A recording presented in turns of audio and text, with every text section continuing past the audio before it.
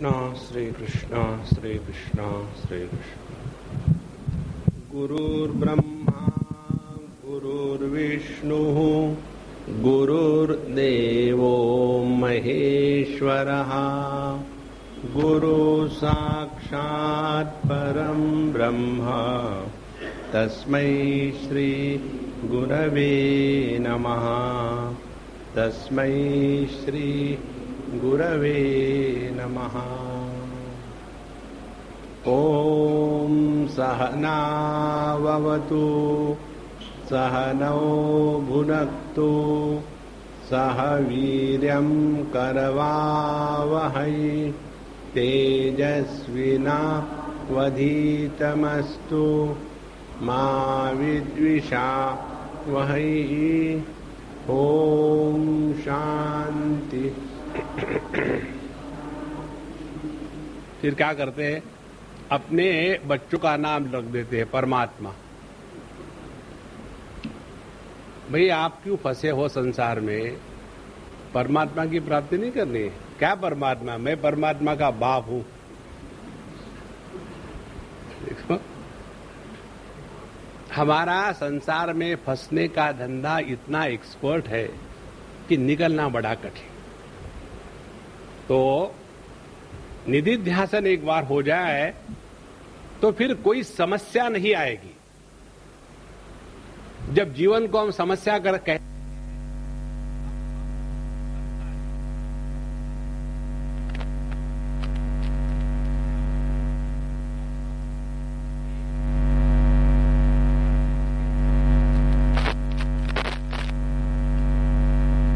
और ऐसे साधक के लिए अब तृतीयावल्ली में तत्व चिंतन की बड़ी सुंदर प्रक्रिया प्रारंभ करते हैं। क्योंकि हमको दो मार्ग बताए थे, विद्या और अविद्या। अविद्या का मार्ग वह है जिसमें हम द्वैत में फंसे रहते हैं, और विद्या का मार्ग वह है कि जिसमें हम अपने स्वरूप में जो एकमेवाद्वितीय अद्वैत तत्व है उसमें निष्ठा प्राप्त कर लेते। तो इन दो मार्गों का अपना अपना महत्व और प्रक्रिया समझाने के लिए और इन दो मार्गों के द्वारा जो गंतव्य स्थान है उसके बारे में निर्णय देने के लिए अब यह तृतीयावल्ली प्रारंभ होती है। ऋतं पिबन्तौ सुकृतस्य लोके गुहां प्रविष्टौ परमे परार्धे छाया तपौ ब्रह्मविदो वदन्ति पंचाग्नयो ये च तृणाचिकेता। तीन प्रकार के लोगों का मत बताया है। कौन है तीन प्रकार के लोग? पहले तो है पंचाग्नयः, ये तृणाचिकेता, जिन्होंने अपने जीवन में कर्म कांड पूरा किया है, जिन्होंने अपने जीवन में अग्नि की उपासना करी है। और वो कौन है? वो इसलिए अग्नि की उपासना करते हैं कि उनको ये स्वीकार है कि हम मरने के बाद भी बने रहेंगे। लेकिन कैसे बने रहेंगे? जैसे हमारा जीवन आज के तारीख में होगा उसके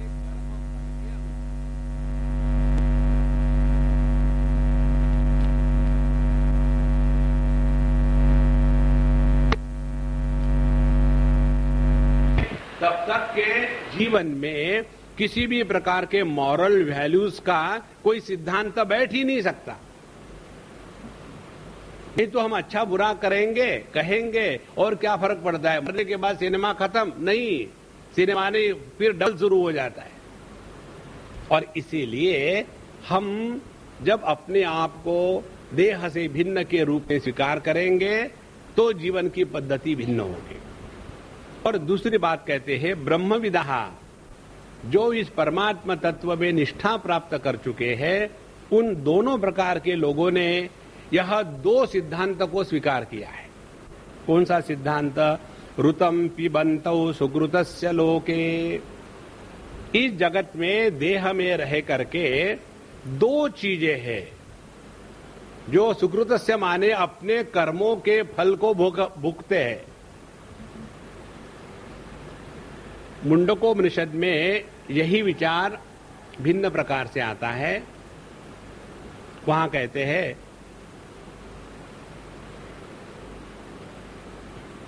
द्वा सुपर्णा सयुजा सखाया समानम वृक्षम परिशश्व जाते तयो अन्यः पिप्पलम स्वादुमत्ति अनश्नन अन्यः अभिचाकशीति। एक ही देह नाम के वृक्ष पर दो प्रकार के पक्षी बैठे हैं और दोनों इतने एक जैसे दिखते हैं कि मानो जुड़वे हो, और दो में से एक जो है उस पेड़ पर लगने वाले फलों को चखता है, और यदि फल मीठा हो तो बड़ा फुदकता है, और फल यदि खट्टा हो तो बड़ा रोता है। और जो दूसरा पक्षी है वो अनशनन, वो कुछ नहीं खाता, फिर अपने मस्ती में रहता है। इसी प्रकार से यहां भी ऋतम पिबंतो, ये ड्यूएल केस है, माने दो प्रकार के पक्षी हैं जो कर्म फल को भोगते हैं और कहां रहते हैं? गुहाम प्रविष्टौ परमे परार्धे, अपने हृदय में विराजमान है। अब देखो ये दो पक्षी कैसे हैं। कहते हैं छाया तपौ, तप माने प्रकाशमान, छाया माने अंधेरा। तो एक तो इस हृदय में रह करके संसारी बन करके नॉन स्टॉप कंप्लेंट्स, ऐसा किए वैसा क्यों, ऐसा क्यों वैसा क्यों, जिंदगी भर में क्यों क्यों क्यों क्यों करके अपने को बर्बाद किया, पब्लिक को भी बर्बाद करेंगे। एक पक्षी जो है वो रोने वाला है, और दूसरा पक्षी कौन है? तो कहते दूसरा पक्षी है आतपहा, अपने मस्ती में एकदम प्रसन्न रहता है। अब देखो जरा सूक्ष्मता से सुनना। हमारे जीवन में दो प्रकार के अनुभूतियां आती है। समझो कोई अच्छी बुरी घटना घटी तो हम दुखी होते हैं, या अच्छी बुरा घटना घटी लेकिन हम दुखी नहीं होते। देखो दो ऑप्शंस है। अभी मुझे एक एसएमएस आया, my heart condition is critical, there are only two options, either I see you or you see me. There are only two options. जीवन में दुख आएंगे, दुख आने के बाद दुखी हो या दुखी मत हो, दैट इज आवर चॉइस। जीवन में दुख आने के बाद दुखी हुए तो यह छाया, यह संसारी पैदा हो गया। देखो कितना क्विकली पैदा होता है। दुख आया, दुखी हुए, संसारी पैदा हुआ। दुख आया, दुखी नहीं हुए, परमात्मा है। इतना सिंपल, इससे भी ज्यादा सिंपल है। आप तो दुखी भी नहीं होने देते। वही तो एक जीवन में है हमारे, उसको भी नहीं होने देते। छाया तपो ब्रह्म विदो वदंती। इसीलिए जब हम अपने आप को देह से अन्य के रूप में स्वीकार करते हैं तो क्या समझ करके? जीव समझ करके या परमात्मा समझ करके? देखो यह जो वेदांत की प्रक्रिया है यही अंतिम और सत्य प्रक्रिया है। इसी में आपको मैं से मुक्ति मिलेगी। बाकी सभी मार्गों में आपको फंसा के रखाया जाता है। पाप करोगे तो स्वर्ग जाओगे, पुण्य करोगे तो नरक जाओगे।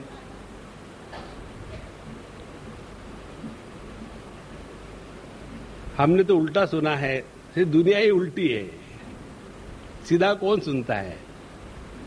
इसलिए हम जब अपने को देह से अन्य मान करके जन्म मरण का अनुभव करने वाले जीव मानेंगे तो किसी के गुलाम बन करके रहेंगे। जब तक अन्य है तब तक बंधन है। जब अन्य नहीं है तो ना तो बंधन है, ना तो आसक्ति है, ना तो राग है, ना तो द्वेष है, ना तो अपना है, ना तो पराया है। यस्तु सर्वाणि भूतानि आत्मैवाभूत विजानतः। जब ये बात समझ में आ जाती है कि यह संपूर्ण विश्व केवल मेरा ही विस्तार है, तो किसके साथ दोस्ती करोगे और किससे दुश्मनी? देखो, जिस मय में परिच्छिन्नता नहीं होती वह परिपूर्ण मय ही परमात्मा है, और जिस मय में परिच्छिन्नता की दुर्गंध होती है वहां द्वैत का व्यापार प्रारंभ होगा और जिंदगी भर बस किसी के गुलाम बनकर के रहो। इसलिए छाया तपो ब्रह्मविदो वदन्ति। अब हमको ये निर्णय करना है। तो पहली साधना क्या हो गई? जिसके द्वारा आपका देहात्म भाव नष्ट होगा वह साधना है। जिसके द्वारा देहात्म भाव दृढ़ होगा, उदाहरण हलासन, चलासन, मयूरासन, उष्ट्रासन, शवासन और दुनिया भर के वेट लिफ्टिंग करते रहो, जॉगिंग के लिए जाओ, and what is that, aerobics non stop. ऐसे जो होते हैं ना, जहां मौका मिलता है दर्पण के सामने खड़े होने के लिए, हम लोग सीधा देखते, वो ऐसा देखेंगे। जो दर्पण के सामने टेढ़ा देखते हैं वो देहात्म भाव में फंसे हैं। नारायण। तो जिसके द्वारा देहात्म भाव दृढ़ होगा वह गलत मार्ग है, और जिसके द्वारा देहात्म भाव टूट जाएगा वही साधना का मार्ग है। अब दूसरी स्टेज आती है। ठीक है भाई, हम देहात्मवादी नहीं है, फिर हम जीवात्मवादी है। पापो हम पाप कर्मा हम। यदि हम ही अपने आप को पापी कहेंगे तो भगवान कहेगा तथास्तु। देखो, कई बार ऐसे लगता है कि हमको तो बिल्कुल ईगो नहीं है स्वामी जी, बिल्कुल नहीं है। कैसे आपने जाना? हम सबके सामने थोड़ी बैठते हैं, वहां जाके कोने में जूतों के पास बैठते हैं। कारण क्या? कोई उठा के न ले जाए। जो आदमी जितना ज्यादा दुखी होता है वो उतना ज्यादा अहंकारी होता है। दुख की चोट केवल अहंकार पर पड़ती है। देखो, अपना ये जो कमरा है, हॉल है, इसमें यदि कोई मच्छर मरा और सड़ा तो उसकी दुर्गंध नहीं आएगी, और वही छोटा सा मच्छर यदि आपके जेब में मर के सड़ रहा हो तो तुरंत जेब दुर्गंध आएगी। इस कमरे में यदि कोई चूहा मरा और सड़ा तो दुर्गंध आएगी, और पूरे आकाश में यदि दुनिया सड़े तो कोई फर्क नहीं पड़ता। देखो, माने जहां दुख की दुर्गंध आती है वहां जीव है। कितना सहज है और सरल है। इसीलिए कई लोग हमको देखकर बड़े दुखी होते हैं। क्यों? कि हम मस्त हैं। तो जो दुखी है वह जीव है। तो हमने एक बार अपने आप को देह से अन्य माना। अब ये निर्णय करना है कि हम जीव हैं या परब्रह्म परमात्मा है। और जीव यदि होंगे तो कोई बात नहीं, वो ऐसा ही है। एक से नहीं बनी, डाइवोर्स किया, फिर दूसरे को पकड़ी थोड़ी देर तक, फिर उससे डाइवोर्स किया, उसके बाद आदत पड़ गई। इसी प्रकार से कब तक के इस चक्कर में फंसे रहेंगे? तो ये चिंतन करने के लिए ये दूसरे मंत्र में बताते हैं, यहाँ सेतुः इजानानाम अक्षरम ब्रह्म यत्परम अभयम तितीर्षताम पारम नाचिकेतम शकेमहि।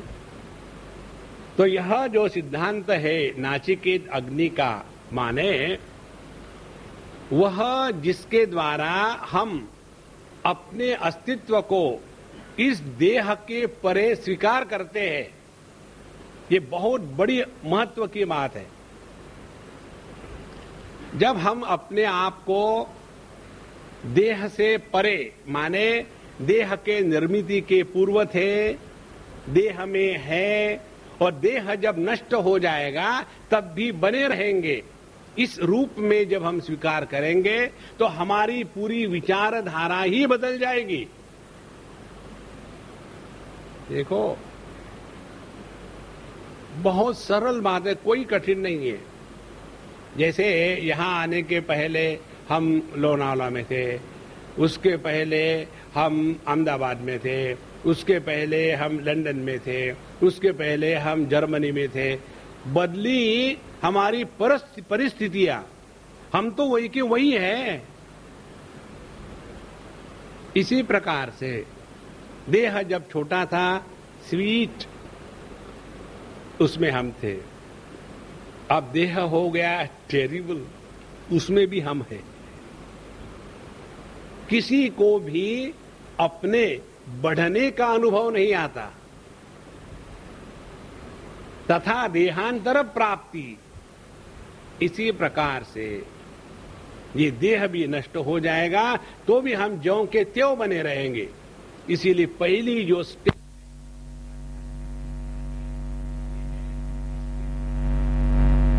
देहात्म भाव,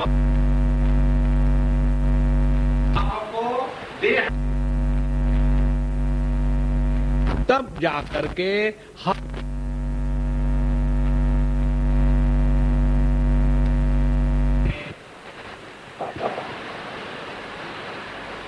अब ये एक बार स्वीकार कर लिया तो यह है सेतु। सेतु माने ब्रिज। फिर ऐसा हिंदी में बताओ ना। तो यह जो सेतु है, ब्रिज है, वो हमको दो प्रकार से पार ले जाता है। एक तो यह दुख के संसार से मुक्ति देता है। कैसे? एक हमारे मित्र है लंदन में, उन्होंने कभी अपने पत्नी को किसी के लिए रोका नहीं, सिर्फ एक चीज के लिए रोकते हैं। कौन सा? करवा चौथ मत करना। बोले क्यों? ये जन्म आखिरी जन्म है, अगले जन्म में मुझे नहीं चाहिए। माने देयर इज अ होप। ऐसे नहीं कि once you died eternally gone, no. ये अपने हिंदू धर्म की विशेषता है, दिस इज ऑलवेज होप। इस जन्म में नहीं तो अगले जन्म में हो ही जाएगा। तो यह ब्रिज है इस मृत्यु लोक के परे जाने का। और दूसरा है अभयम तितीर्षताम। और जो व्यक्ति इस अभय को प्राप्त करना चाहते हैं, भय होता है अन्य से, भय होता है परिच्छिन्नता से, भय होता है मृत्यु के कारण, मृत्यु के डर से। तो ये सब के परे जो जाना चाहेंगे उनके लिए यह सिद्धांत को स्वीकार करना अत्यंत आवश्यक है। और कहते हैं नाचिकेतम शकेमहि। हम भगवान से यही प्रार्थना करें कि हे भगवान, हमको ये बात हमारे खोपड़ी में फिट करा दो कि हम देह से अन्य है। अब आप सबको हम होमवर्क देते हैं और मुझे मालूम है कि आप करोगे नहीं। होमवर्क ये है, हम देह से भिन्न है, इसका अर्थ क्या है? इस ज्ञान का प्रभाव क्या होगा?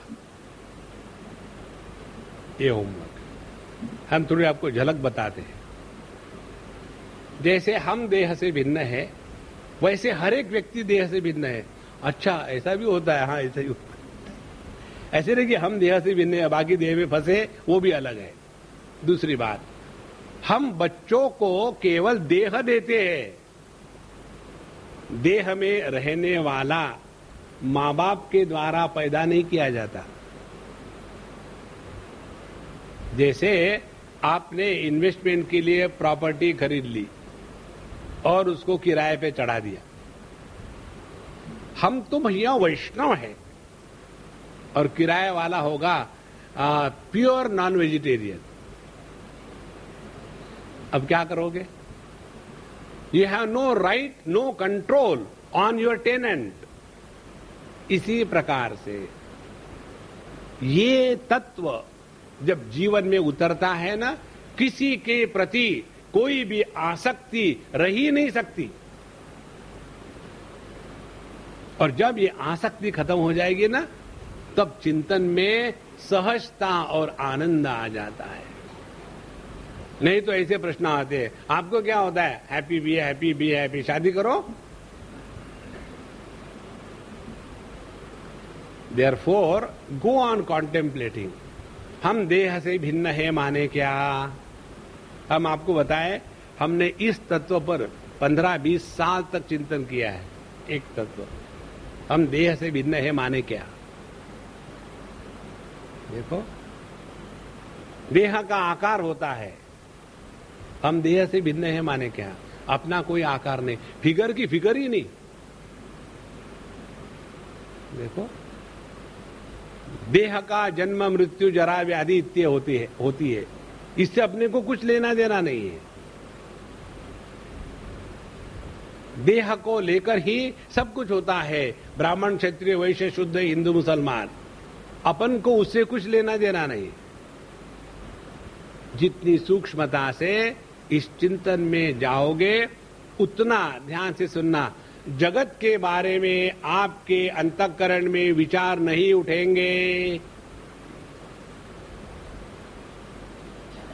आपने बड़ी नाव जहाज देखा होगा, पानी में चलने वाला। वो जहाज जब आगे जाता है और पानी में छोटी सी नाव हो तो बिना रस्सी बांधे अपने आप खींचे खींचे पीछे चली जाती है। उसी प्रकार से जब हमारा मन देह के साथ तादात्म्य करके देहात्म भाव से जीता है, तो उस मन में देह और देह के कारण स्थूल जगत के बारे में ही विचार आएंगे।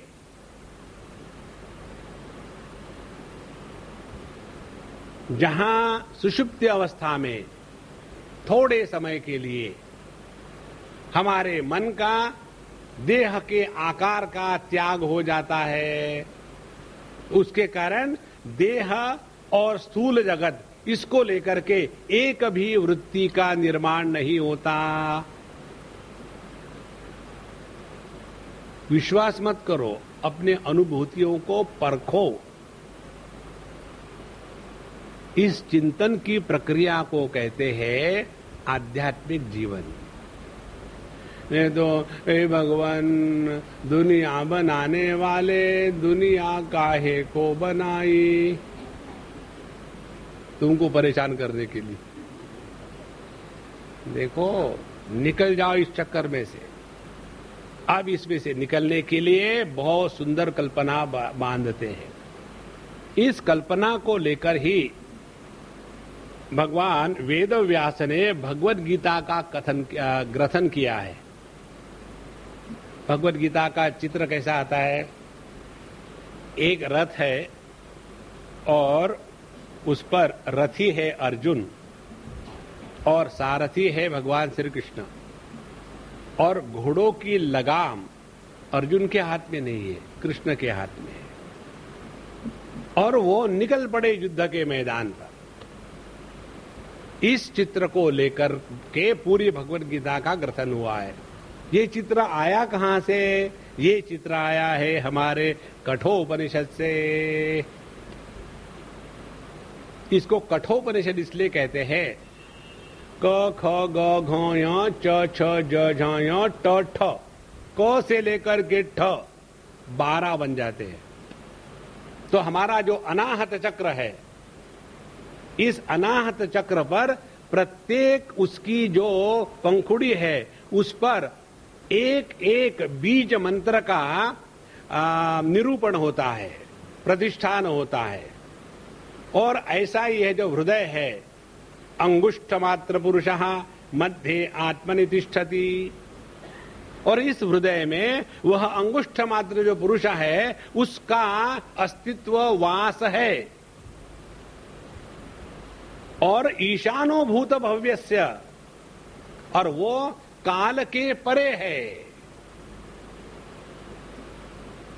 उस कठोपनिषद में यह बताया है। देखो, दो, एक ही रथ है, उस रथ पर अर्जुन है, नॉन स्टॉप कै कै कै कै करने वाला। देखो, पूरी भगवत गीता में अर्जुन ने प्रश्न पूछे। अपने हृदय में जो प्रकट होता है वह समाधान है, दूसरों को पूछना वो प्रश्न है। कर्मण्येवाधिकारस्ते, आप प्रश्न का उत्तर देते रहो, हम सो रहे। देखो, जिस व्यक्ति को पैसा कमाना होता है ना, वो ये कभी नहीं कहता अरे यार बड़ा डिफिकल्ट है पैसे कमाना, इसलिए मैंने छोड़ दिया। हाँ, इसी प्रकार से जिसको तत्व चिंतन में आनंद आता है उसके लिए कोई कठिनाई नहीं है। तो यहां तत्व चिंतन की प्रक्रिया बता रहे। क्या कहते हैं? आत्मानं रथिनं विद्धि शरीरं रथमेव तु बुद्धिं तु सारथिं विद्धि मन प्रग्रहमेव च इंद्रियाणि हयान आहुः विषयांस्तेषु गोचरान आत्मेन्द्रिय मनोयुक्तम भोक्तेत्याहुर्मनीषिणः। इन दो मंत्रों में यह चित्र का पूरा विवरण आया है। आत्मानं रथिनं विद्धि, देह के साथ तादात्म्य करके बैठा हुआ रोने धोने वाला अर्जुन सिंह, यह जीव है, रथी है। फिर शरीरम रथमेव तु, और शरीर क्या है? वह रथ है, रथ का मालक रथी। जैसे फ्लैट का मालक फ्लैटी, उस प्रकार से आत्मानं रथिनं विद्धि शरीरम रथमेव तु, और बुद्धिम तु सारथिम विद्धि। उस रथ का संचालन करने वाला जो सारथी है वह बुद्धि है। हम अपने जीवन को समझदारी से चलाते हैं या अपने राग द्वेष के प्रभाव में आकर के चलाते हैं? देखो, हम लोगों ने पहले देखा, इसमें हर एक के जीवन में प्रत्येक प्रसंग दो ऑप्शन लेकर के आता है। ये द्वैत के जगत में हर को लेकर के दो ऑप्शंस है। एक ऑप्शन है आप अपने जीवन के अनुभव के कारण इस दुनिया में फंसो, या उसी अनुभव के कारण इस दुनिया से निकल जाओ। उदाहरण लो, तुलसीदास जी महाराज अपने पत्नी के प्रति बड़े आकर्षित। हिंदी सिनेमा उन्होंने देखा नहीं होगा, लेकिन उससे भी स्टैंडर्ड उन्होंने एक्टिंग की वहां। ऐसे पागल होकर के पत्नी के पीछे लग गए तो उनके पत्नी ने कहा, शर्म नहीं आती इस मांस हड्डी खून पीब के देह के प्रति इतने पागल हो रहे हो? इतने ही पागल यदि भगवान राम के लिए हो जाओ तो वो दर्शन देंगे। अब ये डायलॉग कितने पत्नियों ने कितने पतियों को कहा होगा, और कितने बने तुलसीदास, बाकी सब देवदास। घटना वही है और घटिया सब कुछ है। देखो, प्रभु अपने जीवन में ये चॉइस दिया है परमात्मा ने। तो यह जो देह है यह रथी है। देह जो है रथ है, और देह के साथ रथ के साथ तादात्म्य करके जो बैठा है जीव, वह रथी है। बुद्धिम तु सारथिम विद्धि, और अपने जीवन को समझदारी से बुद्धिमत्ता से चलाना है। ध्यान से सुनना, यह जो बुद्धि है, कौन सी बुद्धि है?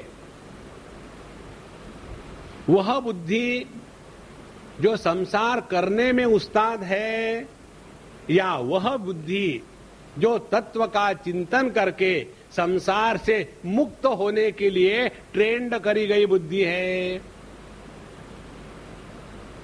देखो, हमने अपने बुद्धि को कैसे तैयार किया है, कितनी शार्प है। दृश्यते तु अग्रया बुद्धिया सूक्ष्मया सूक्ष्मदर्शिभी। हमारी बुद्धि कितनी सूक्ष्म है। तो यह बुद्धि सारथी है, हमारे जीवन को ठीक चलाती है। और मनः प्रग्रहमेव च, और जो हमारा मन है वह लगाम है, और ये लगाम इस बुद्धि के हाथ में है। तो केवल लगाम चाबुक के जैसे थोड़ी होती है। वो लगाम किसको बांध के रखे हैं? इंद्रियाणि हयान आहुहु। तो जो इंद्रिय है वो घोड़ों के समान है। अब देखो पूरा चित्र।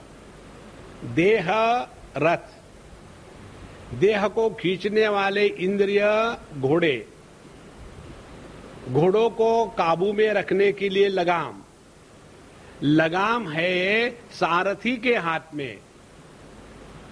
और ये घोड़े कहां चल रहे? विषयांस्तेषु गोचरान। और घोड़े, ये इंद्रिय अपने अपने विषयों में दौड़ रहे हैं। और यह जो रथी है, देह में रहने वाला, आत्मा इंद्रिय मनोयुक्तम, जिसने अपने आप को देह मान के रखा है, अपने आप को इंद्रिय मान के रखा है, अपने आप को मन और उनके विकारों को मान के रखा है, वह भोक्ता है। भोक्ता है माने कुत्ते के जैसा।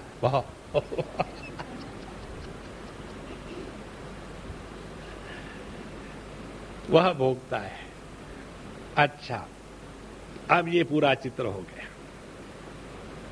आत्मेंद्रिय मनोयुक्तम भोक्ता, जहां हमने देह के साथ तादात्म्य किया, यह स्थूल जगत सत्य हुआ। जहां देह के साथ तादात्म्य छोड़ा, यह जागृत अवस्था गायब। दूसरी स्थिति, जहां हमने मन और उनके विकारों के साथ तादात्म्य किया, स्वप्नावस्था सत्य हुई। जहां हमने अपने मन और उनके विकारों के साथ तादात्म्य छोड़ दिया, हमने सूक्ष्म देह को और स्वप्नावस्था को जीत लिया। तीसरी बात, ये सब करने के बाद भी नहीं सोए, क्योंकि ये काम करने के लिए साधना की क्या जरूरत है? सो जाओ ना सीधा, तो ना जागृत अवस्था रहेगी ना स्वप्नावस्था रहेगी। और इसीलिए इन दोनों अवस्था के परे जाने के बाद भी जो नहीं सोता, देखो, उसी ने अपने आप को पहचानने की प्रक्रिया शुरू की है। और इस प्रक्रिया को जारी रखने के लिए कहते हैं 5वें मंत्र में, यहां तु अविज्ञानवान भवति अयुक्तेन मनसा सदा तस्य इंद्रियाणि अवश्यानि दुष्टाश्वा इव सारथे है। अब यहां सुंदर चित्र दे रहे। यहां तु अविज्ञानवान भवति, जो व्यक्ति अपने जीवन को विवेक के द्वारा नहीं चलाता है। जीवन में विवेक यदि हो तो क्या लक्षण है? विवेक का लक्षण है, चार्टर्ड अकाउंटेंट हो तो क्या लक्षण है? Bottom line. जो बॉटम लाइन की तरफ देखता है वो चार्टर्ड अकाउंटेंट है। इसी प्रकार से जो विवेकी है उसकी बॉटम लाइन क्या है? उसकी बॉटम लाइन है दुखी नहीं होता। तो भगवद गीता 2य अध्याय, अर्जुन को भगवान श्री कृष्ण कह रहे हैं, गतासु न गतासुश्च नानुशोचन्ति पंडिताः। विवेकी, ज्ञानी, समझदार वह है जो कभी दुखी नहीं होता। देखो क्या हो गया है, एक बार यह हमने आपको कहानी बताई है, उसी को दूसरे संदर्भ में बताते हैं। एक साधक गया एक महात्मा के पास, महात्मा जी कोई उपदेश करो जी। तो महात्मा उठे, एकदम झुक करके प्रणाम किया और कहे, भगवान धन्य है, आज हम धन्य हो गए, भगवान ने आपके रूप में दर्शन दिया, भगवान धन्य हो। तो वो कहता है कि लगता है बाबा जी पागल है, मुझे भगवान कहते, मालूम नहीं मैं कितना चोर उचक्का हूं। डिलीट। फिर चले गए दूसरे महात्मा के पास। महात्मा जी, मैं उस महात्मा के पास गया था, वो मुझे भगवान कहता है ना बेवकूफ। और इसीलिए आप मुझे बताइए साधना करने के लिए। फिर उसको 12 साल तक गाय और उसका गोबर और उसका मूत्र, इसी को साफ सफाई करने में लगा दिया। साधना करो, गो माता की जय।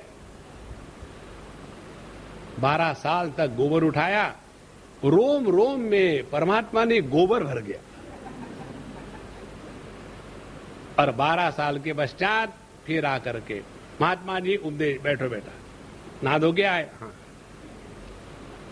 अभी भी थोड़ी बदबू आ रही, बट नेवर माइंड, बैठो। और फिर क्या बताएंगे? यही बताएंगे कि हे शिष्यवर्य तत्वमसि, तुम स्वयं परब्रह्म परमात्मा हो। आप शिष्यवर्य को ऊंचे दर्जे का गुस्सा आया। यही बात तो उसने बताई थी 12 साल पहले। साधना करनी है ना, करो। कुरुते गंगा सागर गमनम व्रत परिपालनम अथवा दानम। देखो बेटा, इस कार्य के लिए अपनी आधी जायदाद कर दो, उसके बाद क्या होगा, तुम्हारी सब समस्या खत्म हो जाएगी, क्योंकि ये समस्या इतनी बड़ी है कि उसके सामने छोटी समस्या क्या है। इस बेवकूफी में अपने आप को बर्बाद मत करो संतो। सबसे बड़ी साधना यही है, किसी भी हालत में दुखी मत होना। क्योंकि साधना करके करोगे क्या, दुखी रहोगे। क्या करें यार, जब से रियलाइज हो गए, बड़ा अकेला अकेला भी होता है। क्यों? कि एक मेवा द्वितीय। अरे बेवकूफ, एक बार हमने किसी को कहा था कि हमने देखो तुमको फिर भी कहा था रियलाइज मत हो, रियलाइज मत हो, माना नहीं, अब भुगतो। तो ये सब रियलाइजेशन के कार्टून है। इसीलिए जो विज्ञान से युक्त नहीं है, जो विवेक से युक्त नहीं है, यहां तो अविज्ञानवान भवति अयुक्तेन मनसा सह। और जिसका मन अपने नियंत्रण में नहीं है, गंगा गए गंगादास, जमुना गए जमुनादास, बार में गए देवदास। देखो महाराज, अपने मन पर नियंत्रण होना माने मन के विकारों को पहचान करके उनके प्रभाव में नहीं आना। देखो, हम आपको एक मन की छोटी सी बात बताएंगे। दो बातें बताएंगे, एक क्यों। अभी हम गए थे माहूर, देवी का बड़ा जागृत स्थान है, वहां गए थे। वहां जाते समय बीच में एक शिवजी का मंदिर आता है, और उस मंदिर का नाम है मनदेव, मन देव। लेकिन वो लिखने वाले, बोलने वाले, उनको उन्होंने मनदेव कर दिया है, एक्चुअल में मन देव। तो जब हम गए वहां, नमस्कार चमत्कार किया, और फिर हमने उनको पूछा, हमारे है जो मालूम है इसका अर्थ क्या है? बोले पता नहीं, मनदेव का मंदिर है, हमने नमस्कार कर ले, और क्या विचार करना है।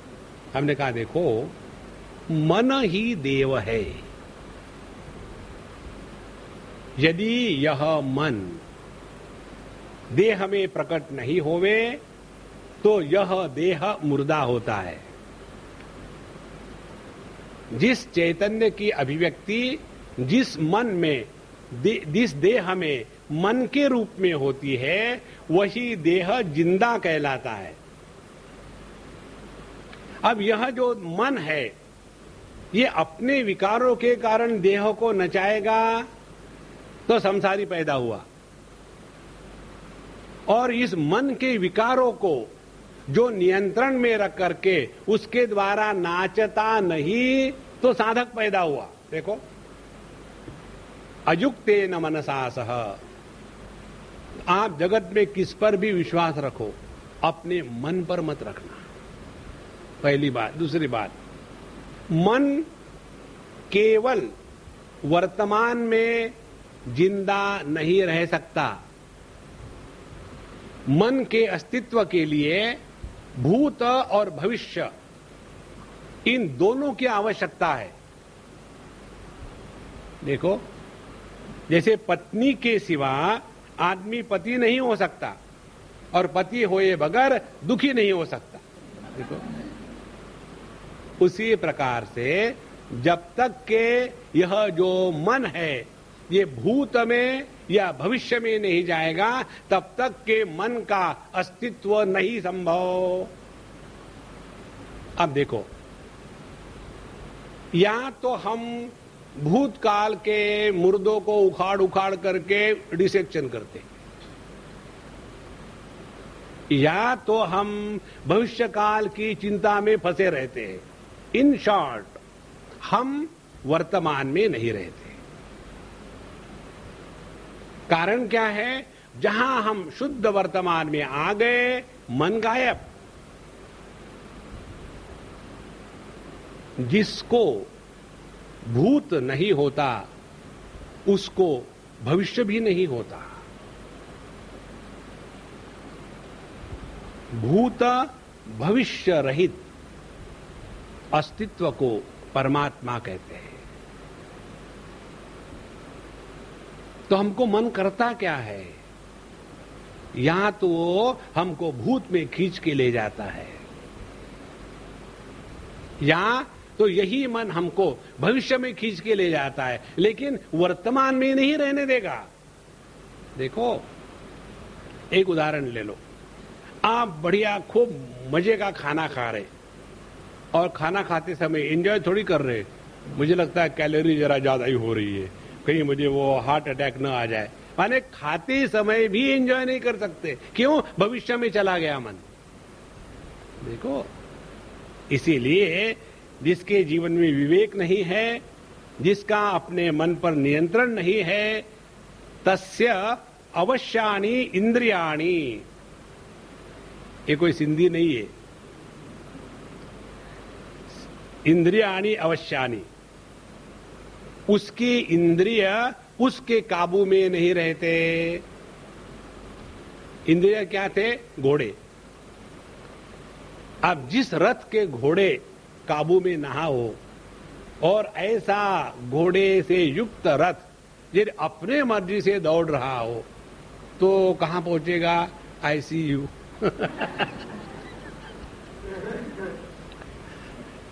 देखो, तो तस्य अवश्यानि इंद्रियाणि दुष्ट अश्वा इव सारथे है।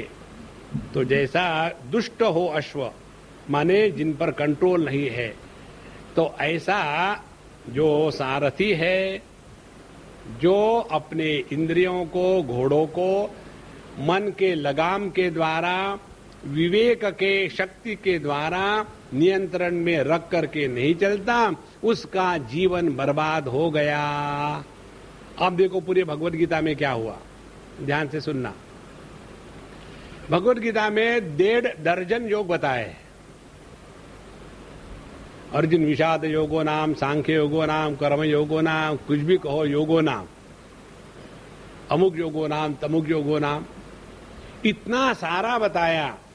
भक्ति, कर्म, उपासना, मेडिटेशन, ज्ञान, सब कुछ बताया। लेकिन अर्जुन ने क्या किया? कुछ भी नहीं किया। देखो, केवल 3 घंटे एकाग्रता से भगवत गीता सुनी और उसके पश्चात ये उसको बात समझ में आई कि दुनिया में स्वयं को बदलना पड़ता है। भगवत गीता का उपदेश होने के पश्चात युद्ध का प्रसंग नहीं टला। बदलना हमको है। और हम सब लोग क्या करते हैं? दूसरे को बदलने का प्रयत्न करते हैं। जिन्होंने दूसरे को बदलने का प्रयत्न किया है, उनको मेंटल एसिडिटी हो जाती है। मेंटल एसिडिटी माने कड़वाहट उनके जीवन में आती है। एक बुढ़ाऊ को हमने देखा, बहुत पुरानी बात है, अब भगवान को प्यारे हो गए होंगे। वो बड़े समाज सेवक थे और हमने कहा, बाबूजी कैसा चल रहा है? बोले क्या कैसा चल रहा है? महात्मा गांधी, विवेक और विनोबा भावे, इनके द्वारा प्रभावित होकर के जब मैं 16 साल का था, सब छोड़ छाड़ करके इन लोगों की सेवा करने के लिए लग गया। लेकिन ये दुनिया कुत्ते की दुम है। जिसने 60 साल तक सेवा करी हो, उसमें ऐसी कड़वाहट क्यों आती है? क्योंकि सेवा थोड़ी करी है, अपने अहंकार की पूजा करी है। सेवा के नाम से केवल अपने अहंकार की पूजा होती है। कर्तव्य कर्म, काहे का कर्तव्य कर्म? सिग्नेचर करने को नहीं छोड़ेंगे। थोड़ा सा काम अपने पास रख लिया है, बाकी बच्चों को दे दिया है। टिपिकल सिंधी। देखो, इसलिए अपने आप को संवारो बाबा, दुनिया ऐसी की ऐसी ही रहेगी। आगे अब इसका विरुद्ध चित्र देते हैं। यहां तो विज्ञानवान भवति युक्तेन मनसा सदा तस्य इंद्रियाणि वश्यानि सदश्वा इव सारथेः। लेकिन जिसका जीवन विवेक से युक्त है, जिसके मन उसके नियंत्रण में है, ऐसे ही व्यक्ति के इंद्रिय उसके नियंत्रण में रहते हैं। और फिर ऐसे व्यक्ति का जो जीवन का रथ है, वो उसको बर्बाद नहीं करेगा। ऐसे व्यक्ति के लिए जीवन बोझा नहीं बनता। और इसलिए यहां तो विज्ञानवान भवति अविज्ञानवान भवति अमनस्कः सदा अशुचिः न सत्पदम अवाप्नोति संसारम च अधिगच्छति। तो उसका प्रभाव क्या हुआ? तो जिसने अपने जीवन को विवेक से प्रेरित होकर के नहीं चलाया, जिसका अपने मन पर कोई नियंत्रण नहीं है, सदा अशुचि, और जो हमेशा रोता रहता है। देखो, एक बार मुझे किसी ने प्रश्न पूछा, स्वामी जी, भगवान रामचंद्र जी के पास हनुमान जी रहते हमेशा गदा लेकर के, और भगवान कृष्ण के पास कोई भी नहीं रहता, कारण क्या? हमने कहा, देखो, भगवान रामचंद्र जी को देख करके लोगों को रोने की प्रेरणा मिलती है। हे भगवान, अब वो भी तंग आ गए, इसीलिए हनुमान जी को छोड़ देते लगाओ।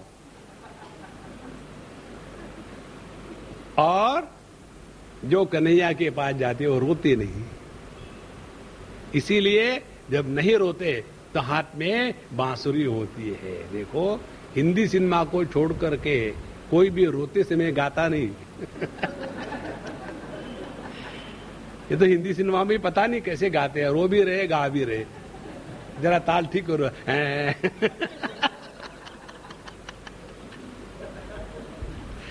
नारायण। सो यहां तू अविज्ञानवान भवति अमनस्कः सदा अशुचि। सबसे बड़ी अपवित्रता, सबसे बड़ी गंदगी अपने मन को दुखी रखना। देखो, सबसे बड़ी गंदगी है। कारण क्या है मालूम है आपको?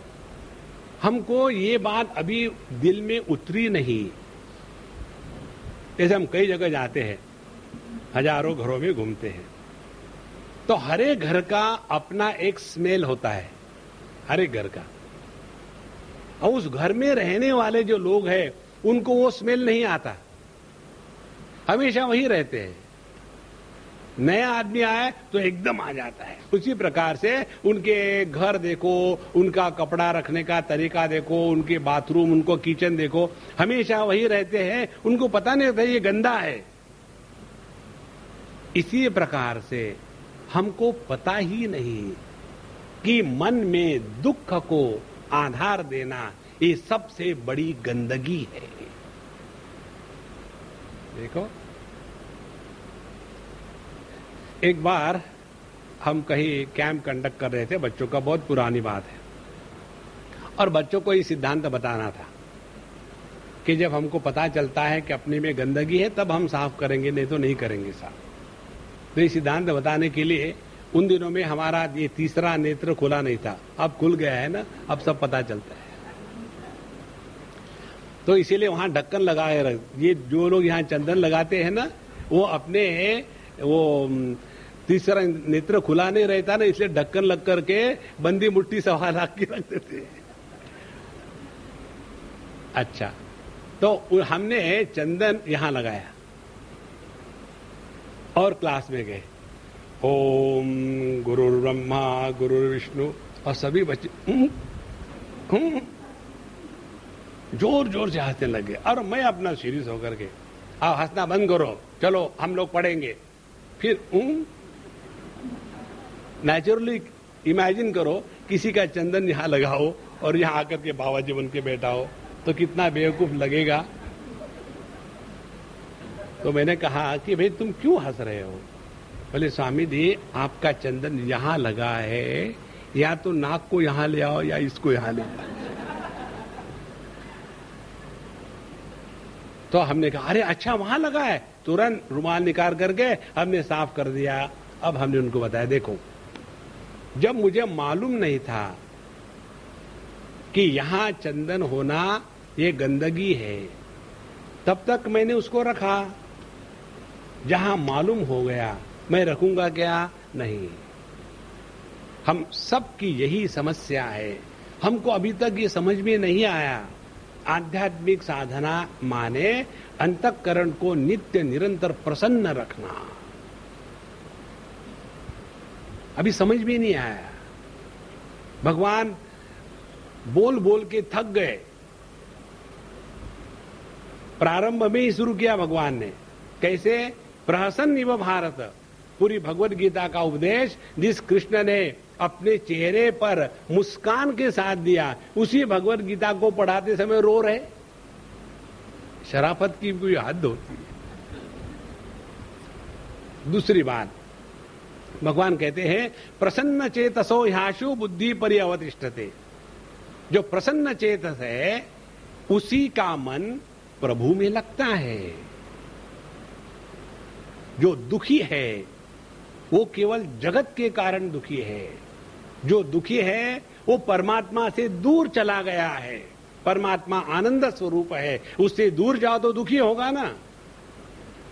और यही सबसे बड़ी अपवित्रता है। आपने बाथरूम के बाद आने के बाद पैर नहीं धोए तो कोई बात नहीं, आप बिना नहाए खाना खाते हो कोई बात नहीं। सिर्फ एक बात ख्याल में रखना, don't justify that under this condition anybody can be miserable and I am that. Don't. इसीलिए यहां तो अविज्ञानवान भवति अमनस्कः सदा अशुचि ही। उसको क्या मिलता है?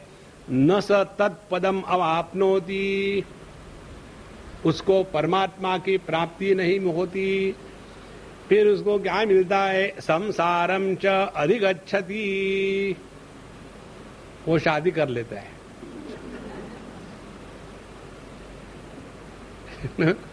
पिछले बार आपको बताया था कि आपको एक एसएमएस आया, excuse me are you married? No, my face is like that.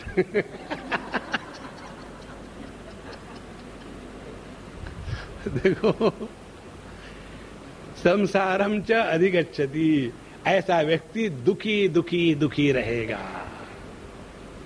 अब ये पूरा निर्णय हो गया है। परमात्मा की प्राप्ति आज तक किसी को नहीं हुई। लहर समुद्र नहीं बन सकती,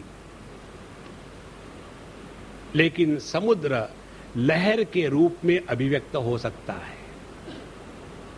जीव कभी भी परमात्मा नहीं बन सकता, लेकिन जीव के माध्यम से परमात्मा की अभिव्यक्ति होती है। इस द्वैत के जगत में रहते समय जब उस सच्चिदानंद परब्रह्म परमात्मा की अभिव्यक्ति पूर्ण रूप से हो रही हो, तो उसी को कहते हैं जीवन मुक्ति का आनंद। देखो, नहीं तो साक्षात भगवान के सामने भी गए और वही रोना धोना शुरू, ऐसा क्यों किया, वैसा क्यों किया, ऐसा किया, वैसा क्यों किया। हमको कई बार लोग प्रश्न पूछते तो हमको ऐसे लगता है कि हमारी परीक्षा हो रही है, कि कोई हमको जवाब देने वाला है। तो न स पदवाप्नोति संसारम च अधिगच्छति। और जो व्यक्ति विवेक से परिपूर्ण है, यहां तो विज्ञानवान भवति स मनस्कः सदा शुचिः। एकदम उल्टा चित्र। जो विज्ञानवान है, जिसके जीवन को उसने समझदारी के साथ चलाया है, और समनस्कः, जो अपने मन के विकारों का कभी शिकार नहीं होता। देखो, मन में तो विकार आएंगे ही, आने दो, अपने को क्या फर्क पड़ता है। इस जगत में किसी के साथ झगड़ा मत करना, इंक्लूडिंग योर माइंड। एक कुत्ता था, निकला बंबई से अष्टविनायक की यात्रा पर। उसने प्लानिंग किया, मैं यहां से वहां जाऊंगा, वहां हॉल्ट करूंगा, फिर वहां से वहां जाऊंगा, फिर वहां हॉल्ट करूंगा। इस प्रकार से 15 दिन में अष्टविनायक पूरे हो जाए। तुम भले प्लान करो, पब्लिक भी तो प्लान करती है। तो ये निकला अपने गांव से, पहले पड़ाव पर जाके पहुंचा, तो वहां के लोकल कुत्ते दूसरे कुत्ते को टिकने देंगे, उसके ऊपर भीड़ पड़े, वाह वाह वाह। अब उसको दो ऑप्शन थे, सबके साथ झगड़ा करे, नहीं तो एंटीना को दबा के भागो। वो समझदार था, उसने एंटीने को दबाया, भाग के निकला। सोचा अब दूसरे स्थान पर जाके रुकेंगे, वहां वही रिपीट, फिर वहां के कुत्ते आने लगे, फिर एंटीना नीचे, और जो उसने 16 दिन में प्लान किया था, 2 दिन में पूरा हो गया। और हम जिंदगी भर इससे उलझो, उससे उलझो, ऐसा छोड़ो, ये मन ऐसा क्यों, ऐसा ही होता है, बस आगे चलते रहो, रुको मत।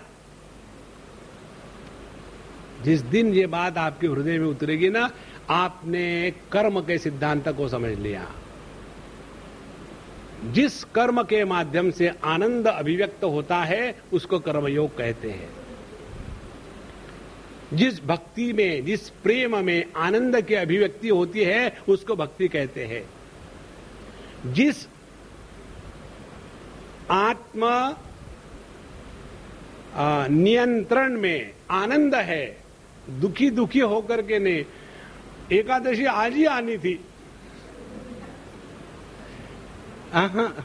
जिसका आत्म नियंत्रण जो है प्रसन्नता से है, और जो ज्ञान का बोझा अपने सर पर नहीं ढोता, वो खोता नहीं होता।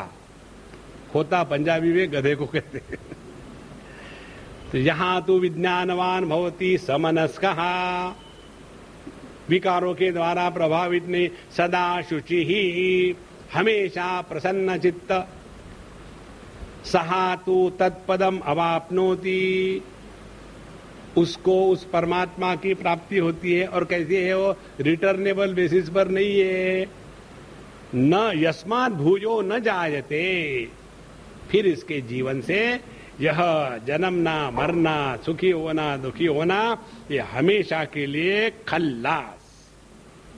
अब ये जो परमात्मा तत्व है यह कैसा है, क्या है? विज्ञान सारथिर्यस्तु मन प्रग्रहवान नरः सो अध्वनः पारमाप्नोति तद विष्णोः परमं पदम। देखो क्या शब्द है। जिसने अपने जीवन को विवेक के युक्त से चलाया है, मन को नियंत्रण में रखा है, और जो अपने पर संपूर्ण नियंत्रण रख करके जीवन को चला रहा है, सह अध्वनः पारमाप्नोति। आपको किसी मार्ग की आवश्यकता नहीं। ध्यान से सुनना। हम अपने ही घर में, अब हमारा घर बहुत बड़ा हो गया, अब हम एक कमरे से दूसरे कमरे में जा रहे हैं, समझो 4 कमरे हैं। आप अपने ड्राइंग रूम से निकल करके बाथरूम में जा रहे हो, तो बीच में के 1-2 जो कमरे हैं वो रास्ता हो गया है ना, डेस्टिनेशन बाथरूम। तो उसी घर का जहां आप रह रहे हैं एक भाग बन जाता है मार्ग। बाथरूम बन गया डेस्टिनेशन। अब वहां से निकले, अब किचन में जाना है, तो बीच में के जो 1-2 कमरे हैं वो बन गया रास्ता, किचन बन गया डेस्टिनेशन। कहने के लिए तो है कि हम यहां से वहां, वहां से वहां जा रहे हैं, लेकिन है एक ही घर में।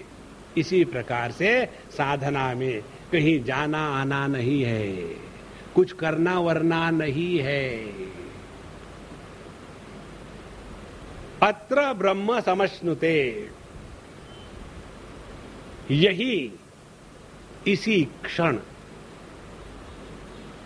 इसीलिए अध्वनः, अध्वन माने जिसका कोई मार्ग नहीं है, आपको कहीं जाना नहीं है, कुछ प्राप्त करना नहीं है। स्वामी जी हमको भगवान के दर्शन कब हो गए? परसों 4:30 बजे। हम ठोकने में बहुत उस्ताद है। स्वामी जी आप ऐसे भी मजाक करते? हमने कहा आपको मजाक लगती है, मैं हमेशा, एक बार भी मैं मजाक नहीं करता हूं, मैं हमेशा सत्य बोलता हूं, लेकिन आपको लगता है मजाक कर रहा हूं। तो ठीक है, परसों 4:30 बजे उठ के देखो होता है कि भगवान का दर्शन। अब 2 दिन इनकी नींद गायब।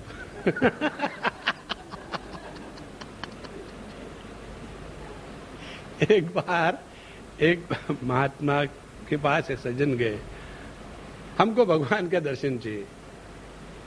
बोला ठीक है, खड़े हो जाओ, और धूम धड़ाके से भजन शुरू कर दिया। एकदम फकीर ब्रांड बाबा जी थे, शुरू कर दिया। और जैसे खूब मस्ती में आ गया भजन, रुक जाओ, एकदम रुक गए। बोले मेरे सामने भगवान प्रकट हो गए। लोग देख रहे, तुमको नहीं दिखे कि मुझे देखते हैं। सर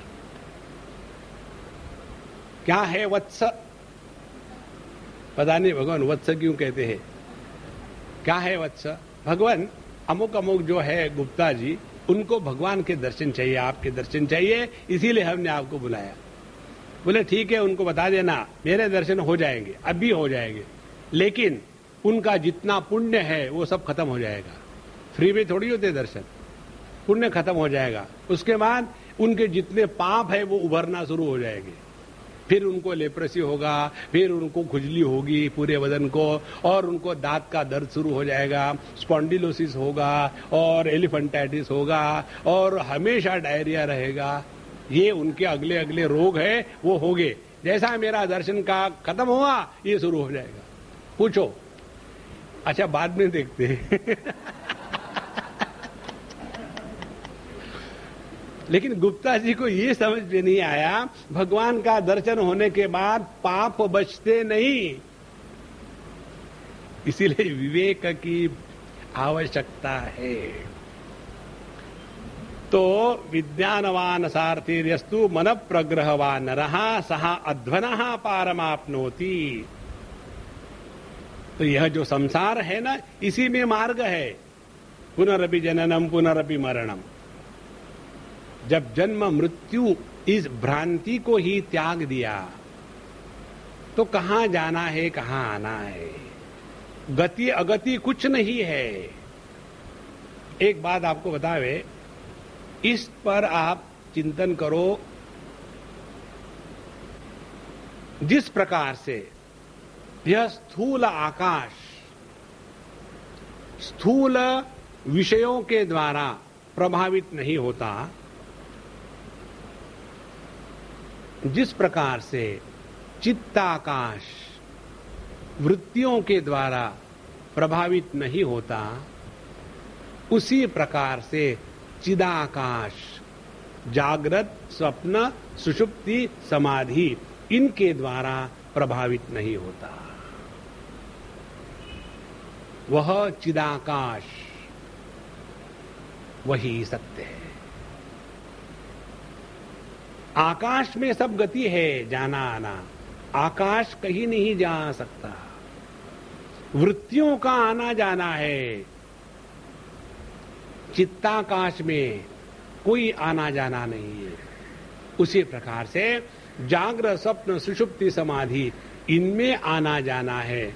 यह जो चिदाकाश है, इसमें ना कहीं जाना ना कहीं आना। यही एकमात्र सत्य है।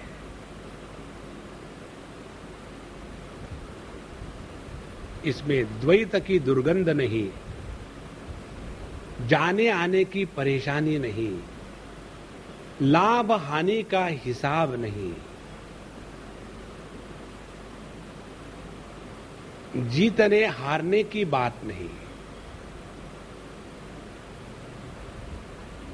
इसको कहते हैं परमात्मा।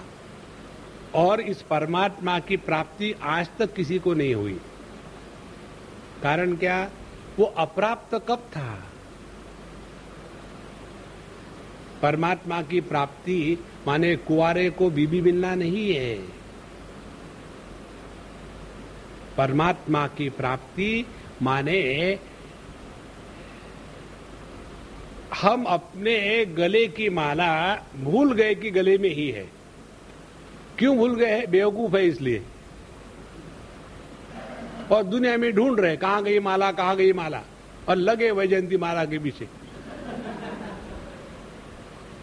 जिसको ढूंढते थे गली गली, वो दिल के अंदर मिली। घर को नाम दे दो ओम शांति, और अंदर जाओ धूम धड़ाका राम राम राम राम।